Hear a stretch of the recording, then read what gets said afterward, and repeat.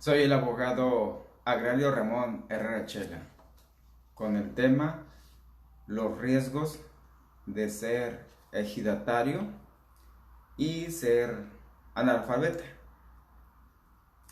Primero, a manera de introducción, como abogado, pues he ido evolucionando, me falta todavía camino por recorrer y las etapas en las que puedo clasificar mi profesión es la siguiente. Me gradué, igual que todo el mundo, como licenciado en Derecho y gradualmente me fui especializando en abogacía agraria. Cuando consideré que ya tenía la suficiente experiencia, me di cuenta que no me podía considerar abogado y mucho menos en materia agraria si no era abogado derecho humanista.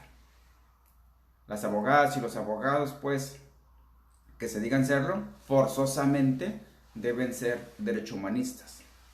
Y bien, ya estaba ahí el título, por llamarlo de algún modo, abogado agrarista derecho humanista, cuando la pandemia vino a agregarnos una característica más, lo digital. Hoy, y yo las invito de manera seria, a que se digitalicen. Hoy me considero abogado agrarista derecho humanista digital. Prueba de ello pues es este video. La abogacía definitivamente es un andar constante. Nunca lo sabremos todo. De hecho, por ahí está una de las reglas básicas, una de las reglas de oro para los abogados, es de que quien no lee se hace menos abogado. Originalmente sí era cierto. Hoy, en lo personal, considero que el abogado o la abogada que no analiza y que no interpreta su realidad, su entorno, deja de ser abogado. En pocas palabras, la lectura no es suficiente.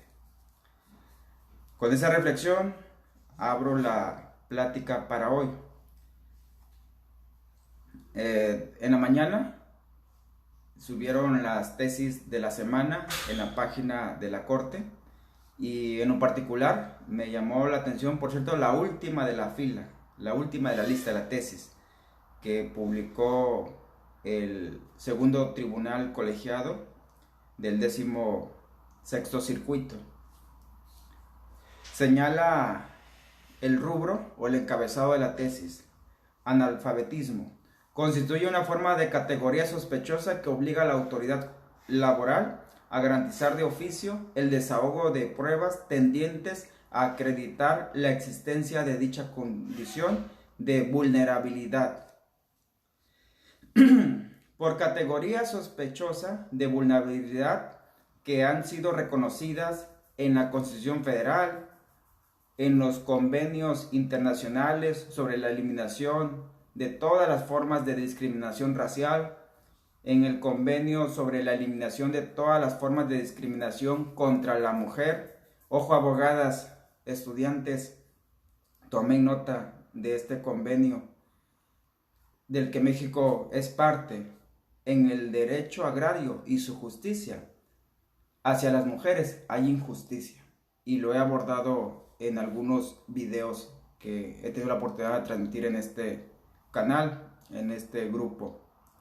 Y también señala esa tesis aislada que existe el convenio, la Convención Interamericana para la Eliminación de todas las formas de discriminación contra las personas con discapacidad. Y señalan esos convenios, en resumen, que una persona puede ser objeto de discriminación por cuestión de su sexo, género, preferencias u orientaciones sexuales, su edad, sus discapacidades, antecedentes de discapacidad, consecuencias de discapacidad anterior, percepción de una discapacidad presente o pasada, condición social, condición de salud, religión, por sus opiniones, por su raza, por su color, por su idioma, por su linaje u origen nacional, por su entorno social o étnico, por su posición económica, por su lugar de nacimiento o cualquier otra condición social. imagínense el catálogo. Y hasta a mí me sorprendió que hayan avanzado tanto. Me sorprendió en el sentido de que sí estaba descuidado en enterarme qué tanto habían avanzado en el catálogo de los motivos por el cual cualquier persona puede ser discriminada. Al respecto, la Corte Mexicana ha establecido que la razón de tener un catálogo de categorías sospechosas. Por cierto, se refiere a categoría sospechosa porque no se podía determinar con exactitud si cierta situación que enfrentaba una persona pertenecía o no a una de las categorías o de los motivos para ser discriminado. Y a lo largo del tiempo, pues quedó evidenciado que entonces existía una característica más que habría que agregar a ese catálogo amplio de los motivos de discriminación. Continúa la tesis. Es resaltar de manera no limitativa que existen ciertas características o atributos en las personas que han sido históricamente tomadas en cuenta para categorizar, para excluir, para marginalizar, para discriminar a quienes las tienen o a quienes han sido asociadas con esos atributos o características.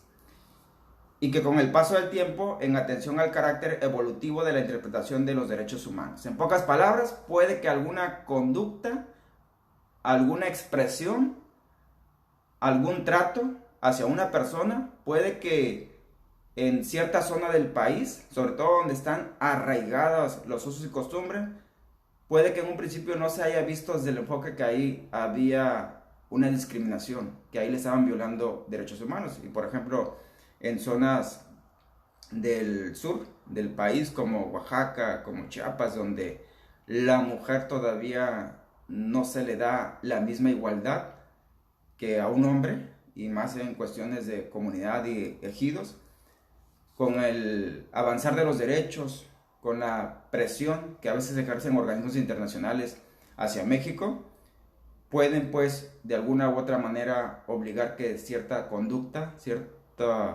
trato hacia las personas sí sean consideradas discriminación. Sigue diciendo la tesis aislada. En ese sentido, la condición de analfabetismo coloca a una persona en una situación de desventaja frente a los demás. Por ejemplo, la tesis trata de que por ahí despidieron a un trabajador analfabeta y el patrón asegura que el empleado que el empleado renunció voluntariamente. Al punto está de que ahí está la renuncia por escrito con la huella digital y las abreviaciones del nombre de la persona que estampó directamente, la persona analfabeta, pues. Y casi la estrategia de seguro del patrón es la típica de que haya sido como haya sido, dijeron en el rancho, es decir, haya sido como haya sido, esa es su firma y esa es su huella digital, así que se deja de cosas, sí renunció voluntariamente. Pero seguramente el abogado del trabajador, o si no es que el mismo presidente o secretario de la Junta dijo, a ver, espera, es que aquí estamos ante una persona analfabeta. Y ahí empezó el análisis de que el analfabetismo sí era un motivo de discriminación. Pues las personas analfabetas sufren estigmación, exclusión y falta de oportunidades. De manera que enfrentar un problema de marginalidad o exclusión social, como son, entre otros aspectos, es decir, una persona analfabeta puede sufrir esas situaciones, la invisibilidad, lo no visible, por considerar que ya no existe población analfabeta.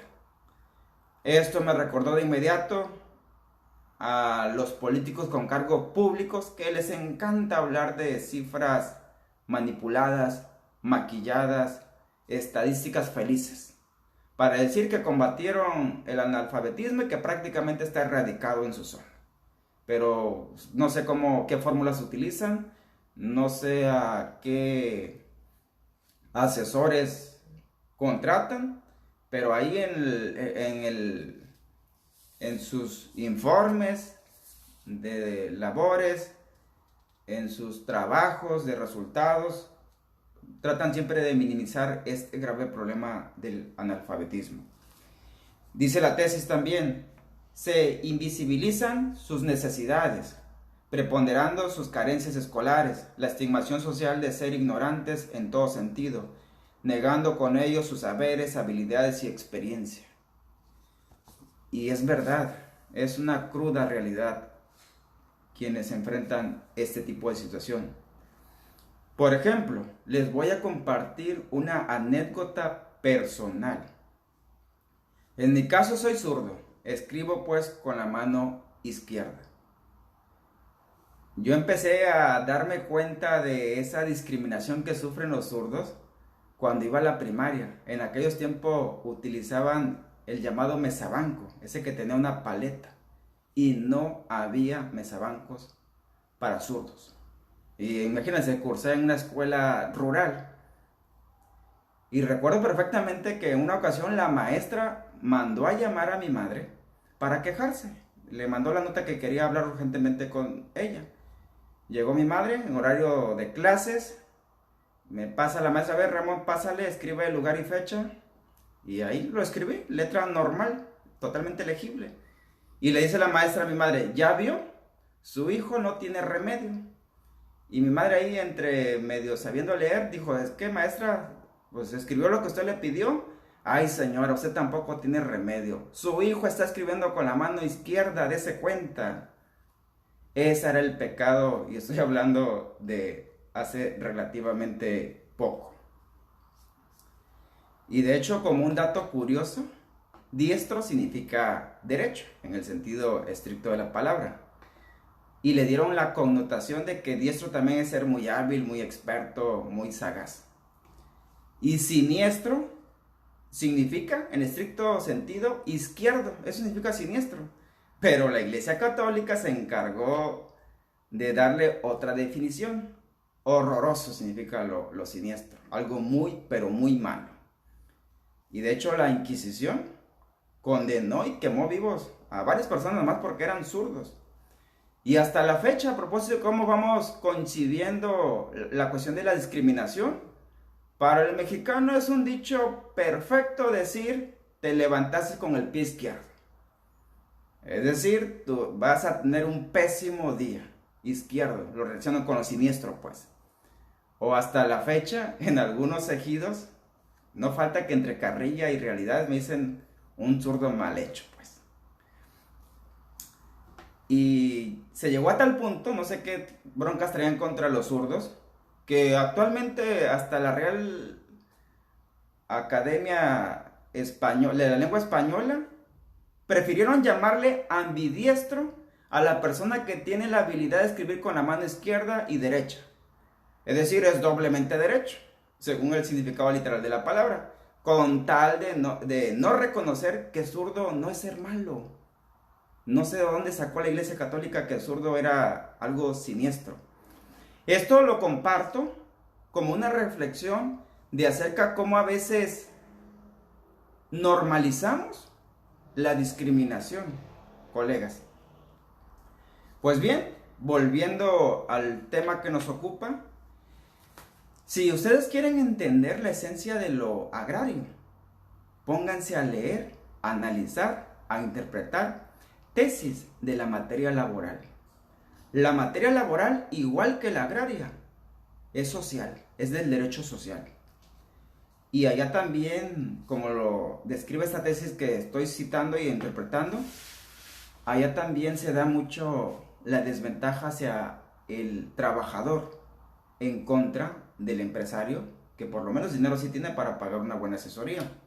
De modo que allá surgen muy buenos criterios que si se ponen listas o listos, los pueden venir a interpretar por analogía, adaptarlos, adoptarlos a la materia agraria.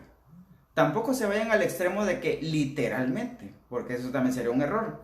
De hecho, cuando planteo la situación en foros donde hay agraristas de renombre y planteo esa situación, típico de ellos, ¿no? Me dicen que es un absurdo lo que estoy planteando. Pues bueno, ahí le paro la discusión porque pues obviamente no compartimos ese criterio, pero a mí como técnica me ha funcionado para entender la esencia del derecho social. Y el derecho agrario en esencia es social. Y vienen preguntas hacia la conciencia, ¿no? De uno como abogado, como abogada. ¿Cómo van a conocer a conciencia sus derechos, sus obligaciones, sus deberes, los ejidatarios, que contiene la ley agraria, que contiene el reglamento interno, que contienen las actas de asamblea, que contienen los contratos, los convenios, pues están redactados y muchos de ellos no saben leer ni escribir? Y una cosa es que pudieran medio leer o medio escribir. El otro problema delicado es y cómo visualizan ellos los efectos legales que pueden tener esos documentos, que es su obligación estar enterados. Porque la ley agraria sí dice, es muy tajante la ley. Por ser ejidatario o comunero tienes la obligación de estar enterado de lo más importante que está ocurriendo en tu ejido, en tu comunidad, y sobre todo si queda sentado y aprobado en acta de asamblea. Si a veces andan batallando que el presidente no les quiere prestar los libros, las actas para enterarse, para que pongan ahí a la esposa, al hijo a leerlo. Y en verdad, me consta, dentro del sector agrario son muchos los ejidatarios, las ejidatarias, los campesinos que no saben leer, pero no lo dicen. No lo dicen precisamente para evitar esa discriminación. Porque a partir de que ya le dicen eres un ignorante, un analfabeta, en sí la palabra suena ya hasta despectiva, de alguna manera eso ofende, pues. Así, señala la tesis aislada, las personas con esa condición están propensas a discriminación, lo que muchas veces constituye una grave desventaja.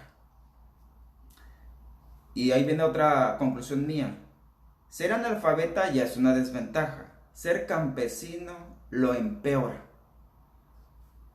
Y si le agregamos que es ejidataria y madre soltera, vivió en una zona rural sin saber leer ni escribir, imagínense la situación de esas personas.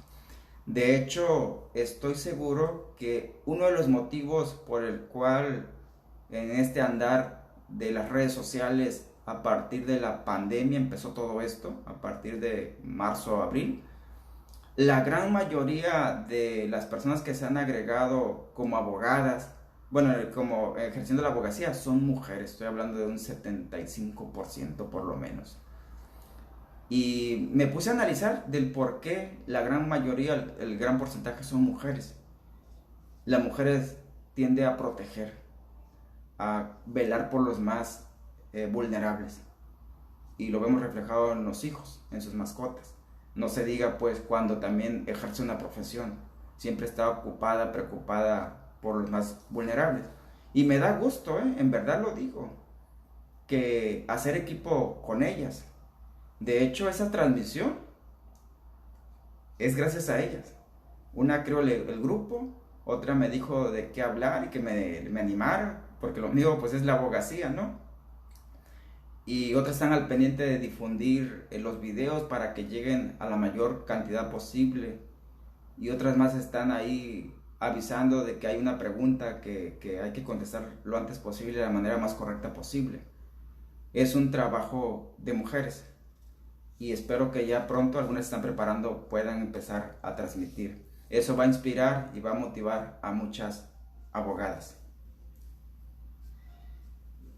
Señala la tesis en cuestión.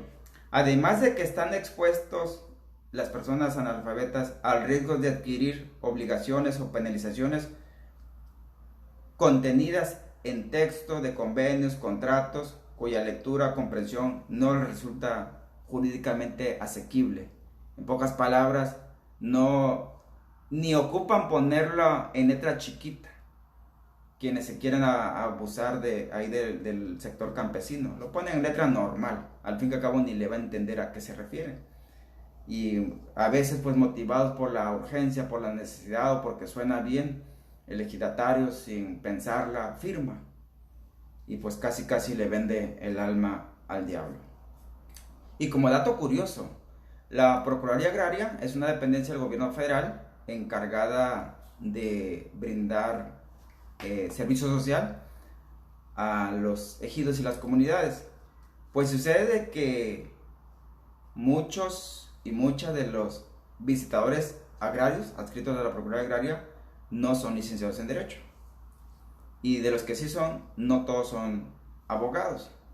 En pocas palabras, por más noble que es o intenta hacer la función de la Procuraduría Agraria, a veces ni los propios visitadores agrarios, que son los que tienen contacto, los que entran literalmente a la casa de los ejidatarios comuneros, pues están conscientes de ciertos actos jurídicos y las consecuencias que puede acarrear.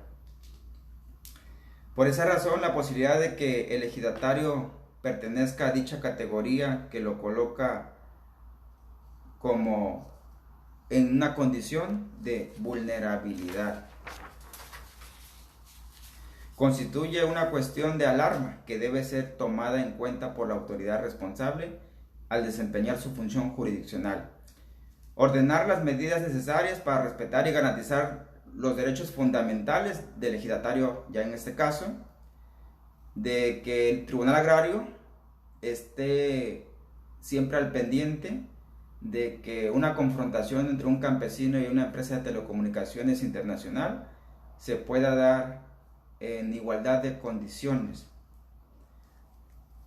Incluso que el Tribunal Agrario, por mutuo propio, de oficio, como decimos los agraristas, ordene recabar pruebas que sean necesarias para constatar, por ejemplo, que el ejidatario o la ejidataria se encuentra en una condición de analfabeta.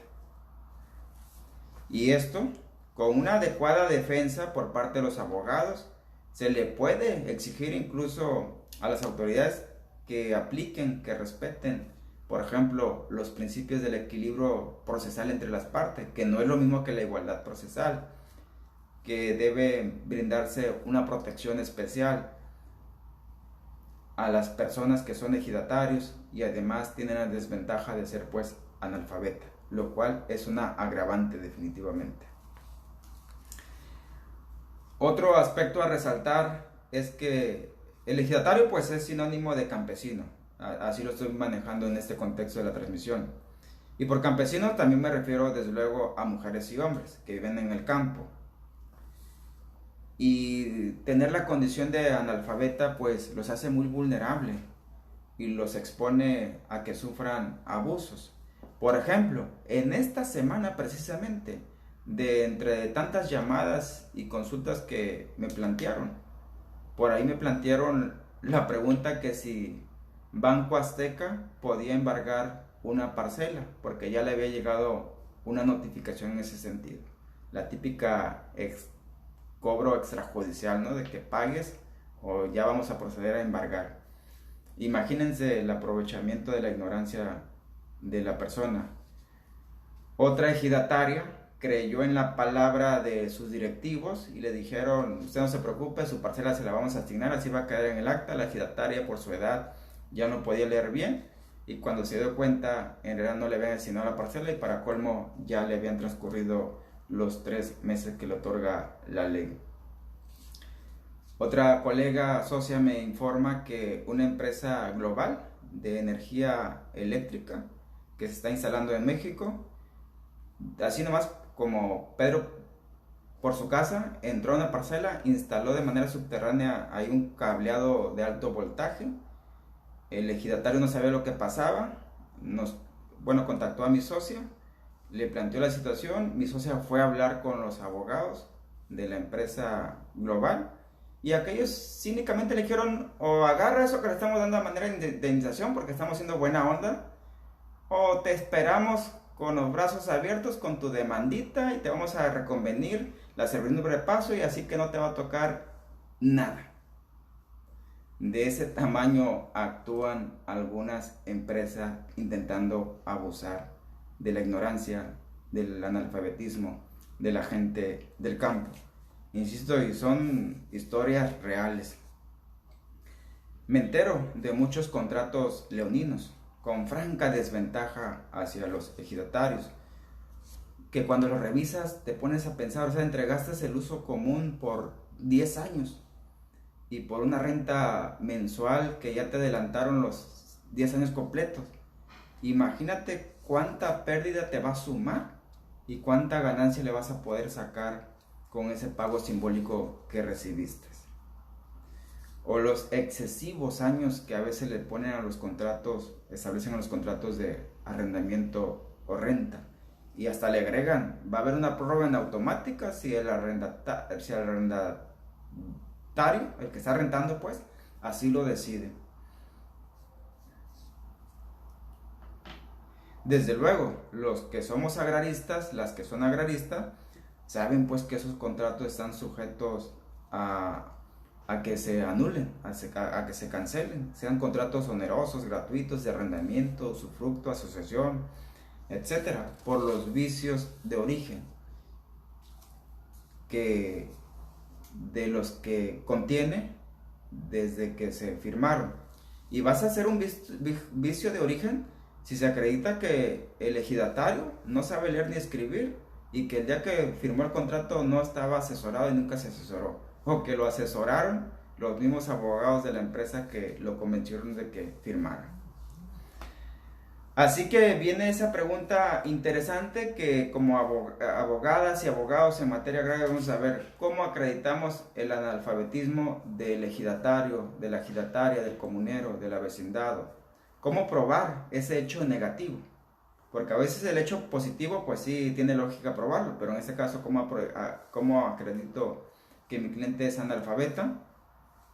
Pues de las opciones que se pueden contemplar está de que se le pida una vía de informe a la Secretaría de Educación Pública, tanto a la federal y a la local, para que confirme si en sus archivos está mi cliente con sus datos personales, por aquellos los homólogos, que se cursó algún nivel de instrucción escolar. Porque bastaría con creer en la buena fe del ejidatario, que él confirme que no sabe leer y que no sabe escribir. Pero si la contraparte objeta de que sí lo vio leyendo, que sí lo escuchó leyendo, que sí lo vio escribiendo al momento de hacer el contrato y que ahora se hace pasar por el inocente, pues una vía de informe de la SEP será un buen medio de convicción para ir sumando. La otra es de que también se le puede pedir una vía de informe al Instituto Nacional Electoral, INE, antes IFE, para que reporte si desde que empezaron si el exdatario, desde que le expidieron su primer credencial, si acaso firmó o si acaso por los formatos que se rellenaron. Recordemos que antes, bueno, siempre se ha pedido mucha información por parte del INE para que proceda a expedir una credencial para votar. De ahí se puede deducir que el ejidatario sabía firmar, sabía leer, sabía escribir. También pueden ser válidas las constancias de algún trámite en donde le preguntan precisamente esa información al respecto, y sobre todo si son trámites que implican actos de fe pública, por ejemplo solicitar apoyos a instituciones públicas o a instituciones privadas, créditos, o también llevar testigos que conozcan al ejidatario. La presuncional también es importante por parte de la autoridad, en su condición de autoridad y su condición de humano, presuncional legal y humana, pues, por ejemplo, que evalúe el magistrado agrario con base a la edad biológica, el lugar donde nació, el lugar donde ha crecido, que si su actividad la ha dedicado siempre al campo, pues a veces de ahí también podemos deducir que pues la persona no tuvo oportunidad ni de ir a la escuela. Y también considerar factores variantes, estas variantes. A mí me toca cada rato acá hacia el noroeste del país, que en sus datos generales, cuando va a declarar en confesional, en testimonial, un ejidatario, le preguntan si sabe leer y escribir. Y algunos ejidatarios, no sé si por pena, por vergüenza o por evitar ser discriminados, dicen sí sé poquito. Recuerdo que en una ocasión una magistrada dijo, a ver, ¿qué es poquito? ¿Sabe o no sabe? Porque yo como autoridad, o estás embarazada o no estás embarazada. Es decir, o sabes leer o no sabes leer. Así de tajante, ¿no? Entonces, si realmente el ejidatario sabe leer poquito, que con mucho trabajo puede descifrar un nombre, por ejemplo, una ruta de un autobús público, un letrero de señalamiento de tránsito, pues se entiende que en realidad no sabe leer, como para ponerse a leer la ley agraria, ponerse a leer su reglamento interno, ponerse a escribir un documento.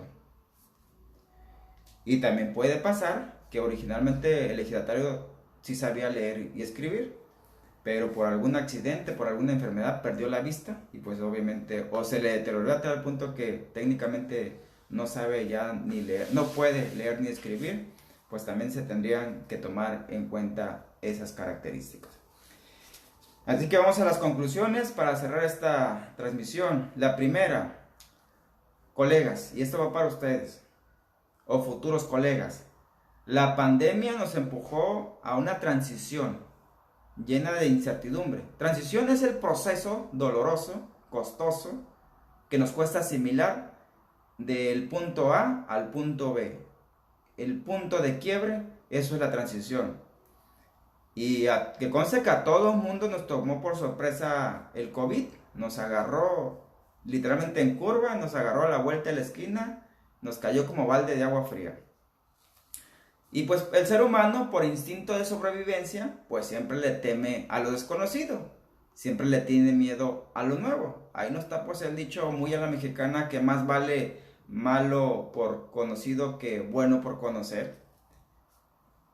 Así que, colegas, la realidad nos obliga, no nos invita, nos obliga a ser activos, no pasivos, ante esta nueva realidad que apenas está empezando a tomar forma.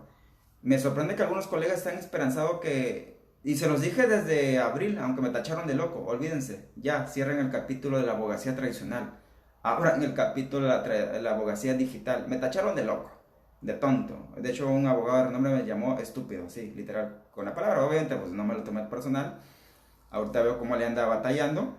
El punto es de que al ser como abogada, como abogado pasivo o al ser omiso, en realidad eres parte todavía del problema.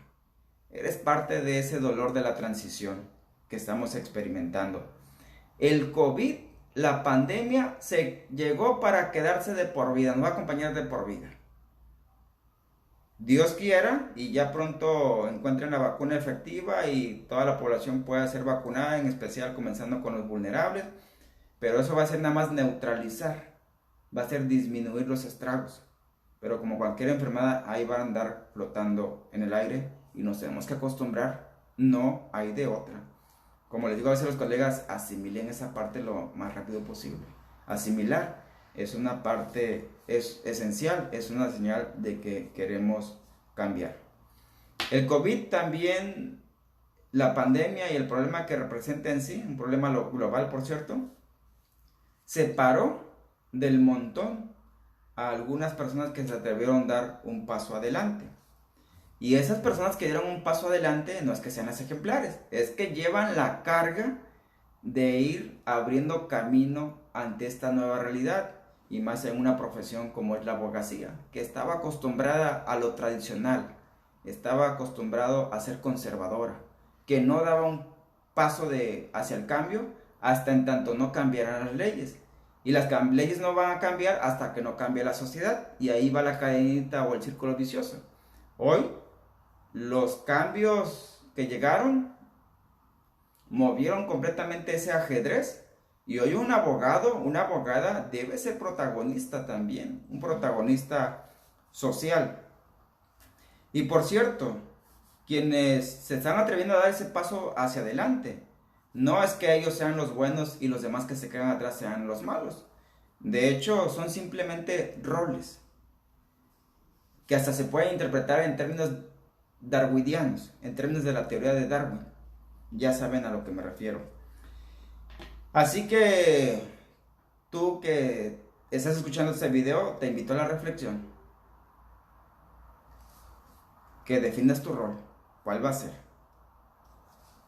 aún como abogada, aún como abogado. Y temas como este que estoy abordando, precisamente el de derechos humanos, que derecho humanista, debemos hacerlo todo, debemos ser peritos en derechos humanos, todas las abogadas y todos los abogados, y hasta estudiantes, y no importa qué nivel académico de posgrado tengan, doctorado o maestría, deben ser derecho humanistas, porque precisamente ahorita se están cometiendo muchos abusos debido a la justificación, a veces exagerada, a veces paranoica, del cierre de varias dependencias encargadas de administrar e impartir justicia. En lo agrario lo estamos viviendo y es delicado el asunto. Lo que me sorprende es de que cierran el RAN, pero el registro público de la propiedad, que son instituciones hermanas, sigue funcionando de manera casi normal. No sé si el funcionario del RAN científicamente sí es vulnerable y el funcionario del registro público de la propiedad científicamente no es vulnerable. Obviamente que es un absurdo.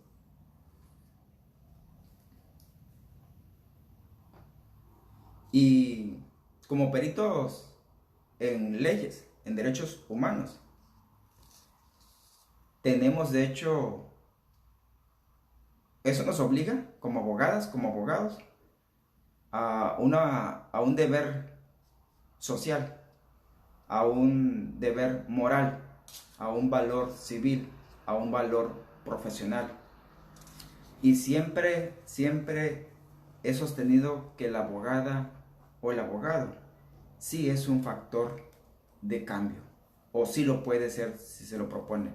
Un ejemplo, el cierre del RAN, el cierre técnicamente de la Procuraduría Agraria, los tribunales funcionando a medias.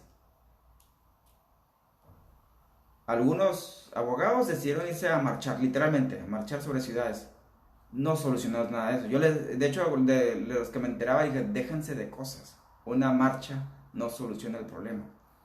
Nosotros como factor de cambio que podemos ser, nuestra especialidad nos obliga a ir a presentar amparos ante el Poder Judicial de la Federación. Es más probable que un juez de distrito sí conceda un amparo para obligar a una dependencia como el RAM a que abra con ciertas medidas. Es más, toda la información del RAN perfectamente puede ser escaneada y mandada por correo electrónico. O, si va a ser un documento original con sello y firma, puede estar personal trabajando y medio personal nada más. No me refiero a que estén hechos todas bolas adentro de una oficina del RAN. Pueden estar imprimiendo, sellando y todo el asunto, lo que vienen haciendo, y enviarla por paquetería comercial a costa o a costo del interesado y con previo pago que compruebe que ya hizo sobre el trámite. Ese tipo de medidas podríamos tomar, pero no lo van a hacer obviamente.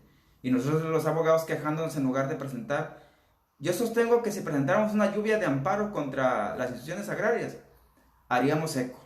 Y sobre todo podríamos pues cobijarnos o a la sombra pues del Poder Judicial de la Federación, que para eso está el sano equilibrio de poderes. Así las cosas, colegas, ciudadanos, ejidatarios. Espero pues que de esta plática surja por lo menos con que se lleven una sola reflexión, con eso ya es ganancia, con una sola reflexión, y que sobre todo esa sola reflexión los lleve o las lleve a actuar, a dar un paso. Nos vemos pues en la siguiente transmisión.